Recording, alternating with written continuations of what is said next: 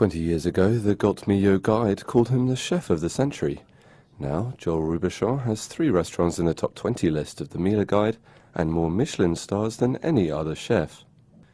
On a recent visit to l'Atelier de Joel Robuchon at the Landmark in Central, he tells our food and wine editor Susan Jung that before, he had to make a living, so there was pressure to secure the precious stars. If he lost one, he'd be upset. But these days, with 25 under his belt, it's just a question of pleasure. If Michelin wants to give me stars, he said, they give them to me. If they don't want to give them to me, I don't want them. I have no more ambition. Despite that, his Robuchon à Galera in Macau will move to the Grand Lisboa next year. A project in Taipei will open next month, with restaurants in Singapore and Milan a distinct possibility. Travel certainly keeps this 64-year-old on his toes. Je voyage toute l'année, sauf le mois de juillet ou le mois d'août, mais autrement je suis en voyage en permanence. Je reste 8 jours en général dans chaque endroit et je repars dans l'autre, donc ce qui veut dire que je me rends dans chaque restaurant 4 fois par an, une semaine. Donc vous calculez le nombre que je suis toujours en voyage.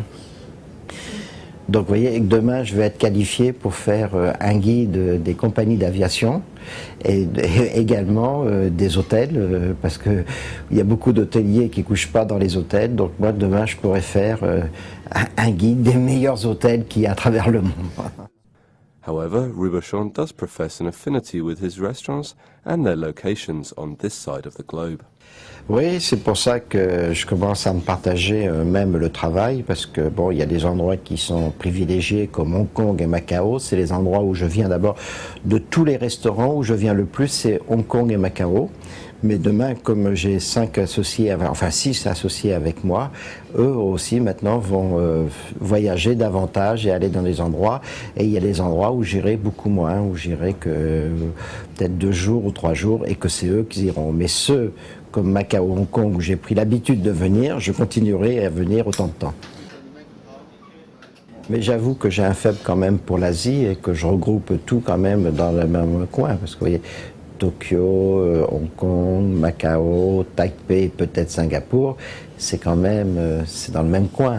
Taipei, c'est 1 heure d'avion. Donc ce qui est difficile, c'est quand c'est des pays éloignés, par exemple d'aller du Japon aux États-Unis. Donc je resterai plutôt groupé. Donc j'ai un faible pour l'Asie, donc plutôt plus de restaurants en Asie que d'aller, je sais pas, en Australie ou d'aller en Russie ou d'aller dans des pays éloignés. In Central, this is James Moore for the South China Morning Post.